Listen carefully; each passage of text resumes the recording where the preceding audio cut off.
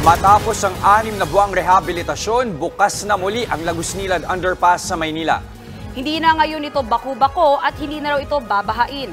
Live mula sa Maynila, nasa frontline ng balitang yan, si Justine Punsalang. Justine, kamusta ang daloy ng trapiko dyan?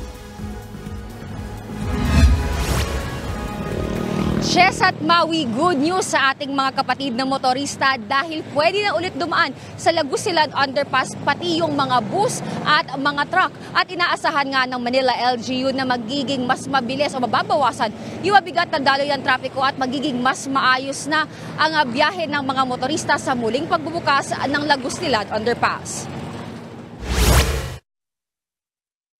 Na ang mga potholes sa underpass kaya hindi na mangangamba ang mga motorista lalo na ang mga rider ng motor. 6 na buwang isinara ang Lagusnilad Underpass para sa ilalim ito sa rehabilitasyon. Matatanda ang baku-bako ang kalsada noon at mabilis bahain. Bukod sa delikado ang mga malalalim na potholes, nakakasira rin daw kasi ng makina at piyesa ng motor ang mga lubak. Magandang balita din ito para sa mga tsuper ng jeepney. Kwento nila na bawasan daw ang kanilang mga biyahe sa loob ng 6 na buwang pagsasara ng underpass. Nauubos kasi sa traffic ang oras nila sa pamamasada. Maganda kasi hindi na magkaka-traffic rito. Dati nakakalimang ikot kami, ngayon 3, 2 na lang eh. Laging traffic dahil nga yung mga motorista, ma'am, laging humihinto dahil may iniwasan. Mas bukas pa po yung yung pinakagitna pong kanal.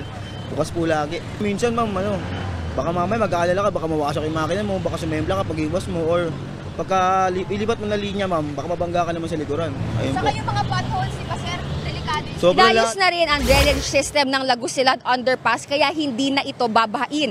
Paliwanag ng Manila LGU, may malalim na hukay sa ilalim ng Lagusnilad Underpass at may 26 na drainage inflow na dadaluyan ng tubig ulan.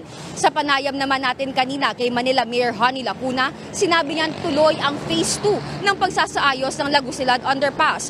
Partikular na ang pag-upgrade ng pumping system. Narito ang pahayag ni Manila Mayor Honey Lacuna tungkol sa muling pagbubukas ng underpass.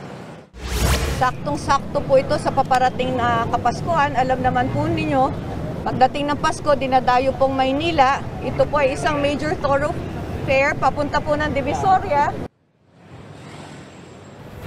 Jess at Maui, asahan na magiging maliwanag ang pagdaan sa Lagusnilad Underpass tuwing gabi dahil ang buong kalsada ay may mga ilaw at naglagay na rin ng solar studs sa mismong kalye. Jess at Maui? Maraming salamat, Justine Punsalang. Mga kapatid, Lucy Cruz Valdez po, maging maalam at may pakialam sa mga napapanahong balita sa bansa. Tumutok at mag-subscribe sa News 5 social media pages.